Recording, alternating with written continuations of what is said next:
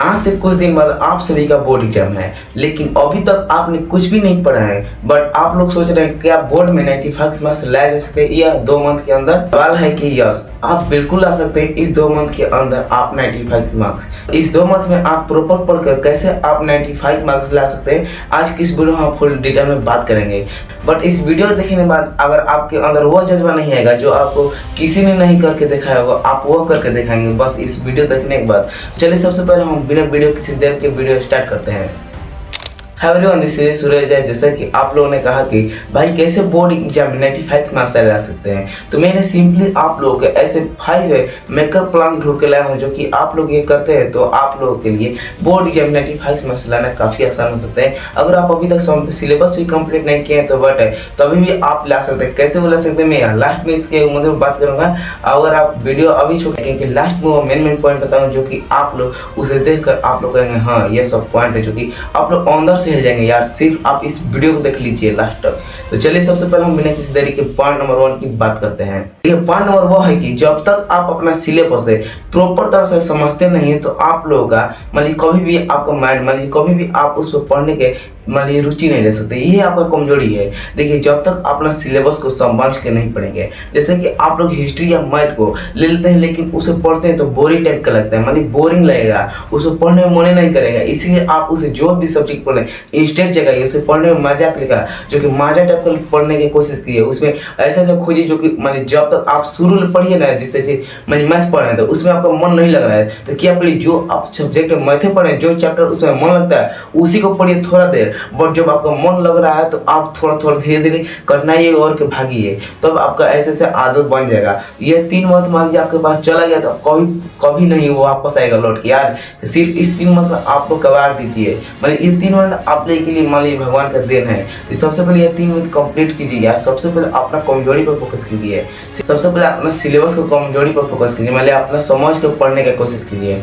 तो plan number 2 की और बात करते हैं। जैसा कि आप लोग टाइम मैनेजमेंट टाइम मैनेजमेंट नहीं होता है। जैसा कि मैं ढेर कोई स्टूडेंट है या मैं हूँ या कोई भी, मैं जब पढ़ता था तो मैं भी टाइम मैनेजमेंट नहीं हो रहा पाता यार। जैसा कि मैं सोने से पहले मैं डिसाइड करता था कि मैं कल ये करूँगा, बट जब उठता था तो टाइम आधा घंटा लेट उठा या फास्ट उठा, ऐसा होता था। लेकिन जब वो करने जाता तो मन नहीं लगता, वो टाइम मैनेजमेंट नहीं हो पा रहा था। जो सब्जेक्ट पढ़ने से आता था मैं इस टाइम पर, लेकिन वो पढ़ नहीं पा रहा था। जब आप मान लीजिए कोई भी सब्जेक्ट काम करना चाहते हो वो टाइम से नहीं हो पाता, इसी को कहते हैं टाइम मैनेजमेंट। ठीक, तो आप लोग सबसे पहले टाइम मैनेजमेंट करने की कोशिश कीजिए। मैं सोचिए देखिए टाइम मैनेजमेंट कैसे आप डिसाइड कर सकते हैं। आप लोग जब तक आप सोने से पहले आप लोग उसे डिसाइड कीजिए, मैं आज क्या किया, कल क्या करने वाला हूं, उस टाइप से आप लोग डिसाइड कीजिए और एक पेपर पर लिख लीजिए और सुबह उठने के बाद उसे करिए। नहीं हो पा रहा है तो आप लोग सोचिए कैसे नहीं हो पा रहा है, क्या मेरे में कमी है और कहाँ मैं डिस्ट्रैक्ट हो रहा हूँ, मैं कहाँ डिस्टर्ब हो रहा हूँ, उस कमजोरी हटाई साइड दीजिए और टाइम पर अपने काम करने का फोकस कीजिए। ये हो जाएगा टाइम मैनेजमेंट। प्लान नंबर 3 की और बात करते हैं। प्लान नंबर 3 है यह कि सब्जेक्ट वाइज स्ट्रेटजी। देखिए आप लोगों को पढ़ने का सब्जेक्ट वाइज स्ट्रेटजी होना चाहिए। सब्जेक्ट वाइज स्ट्रेटजी क्या होता है, जो कि आप कोई भी सब्जेक्ट पढ़ रहे हैं तो उसका स्ट्रेटजी बनिए, उसमें क्या क्या पढ़ना है हमको उस पर आप लोग लिखिए। जब आप कोई भी सब्जेक्ट पढ़ना चाहते हैं उस एक डायरी में लिखिए, छोटा सा पेज लीजिए, उसमें हमको लिख लीजिए ये कौन सा टॉपिक पढ़ना है या कौन सा टॉपिक छोड़ना है, ये आप डिसाइड कर लीजिए और मेन टॉपिक आप लिख लीजिए और सिर्फ उसी टॉपिक को पढ़ने की कोशिश कीजिए। और ये होता है सब्जेक्ट वाइज स्ट्रेटजी। इसलिए क्या होगा, आप लोग कम समय में आप ज़्यादा पढ़ पाएंगे और टाइम मैनेजमेंट हो जाएगा और सब्जेक्ट भी आप इंपॉर्टेंट पढ़ पाइएगा। और चलिए हम प्लान नंबर 4 की ओर बात करते हैं। Revision and test practice. ये क्या है, रिवीजन करें और टेस्ट भी कैसे कर लें, ये आपको थोड़ा सा डाउट टाइप का नहीं लग रहा है। रिवीजन भी कर लेते हैं और टेस्ट भी कैसे प्रैक्टिस कर लें, ये भाई आप लोगों को लग रहा होगा दूसरे टाइप की।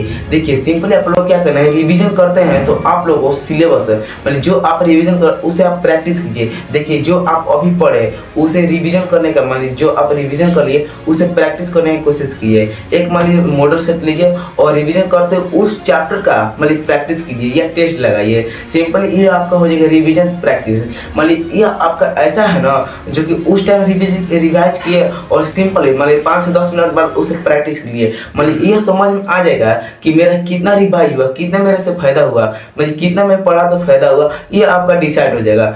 देखिए 5 नंबर यह पॉइंट है कि ऑब्जेक्टिव प्लस क्वेश्चन बैंक पर फोकस करना बहुत जरूरी है यार। मतलब क्वेश्चन बैंक पर फोकस नहीं करते हैं तो आपको देखिए क्या है बोर्ड एग्जाम में, मतलब क्वेश्चन बैंक से मतलब 50 से 60% क्वेश्चन बैंक से रिपीट होता है क्वेश्चन, इसीलिए आप लोग क्वेश्चन बैंक में दें। हालांकि आप लोग ऑब्जेक्टिव पर ज्यादा फोकस कीजिए, सब्जेक्टिव तो आप लोग और स्कूल या कॉलेज में आप लोग तो पढ़ लेते हैं, बट ऑब्जेक्टिव पे क्वेश्चन आप लोग का डाउट क्लियर नहीं होता है, इसीलिए आप लोग क्वेश्चन बैंक पर ज्यादा फोकस कीजिए। देखिए क्वेश्चन बैंक पर मान कौन सा फोकस करना है ये आप लोग समझिए। जैसे कि 10 साल के ईयर पे आई क्वेश्चन ले लीजिए, उस ऑब्जेक्टिव का रोज डेली पढ़िए या प्रैक्टिस कीजिए, कैसे भी पढ़िए लेकिन डेली ऑब्जेक्टिव पर फोकस कीजिए क्वेश्चन बैंक का, मतलब 10 साल का प्रीवियस ईयर क्वेश्चन। तो आप लोगों का यह पांचों प्लान क्लियर हो जाता है। तो इसमें आप लोग कोई भी डाउट होता है तो आप लोग कमेंट में पूछ सकते हैं। तो मिलते हैं अगले वीडियो में किसी नए टॉपिक के साथ। जय हिंद, जय भारत, वंदे मातरम।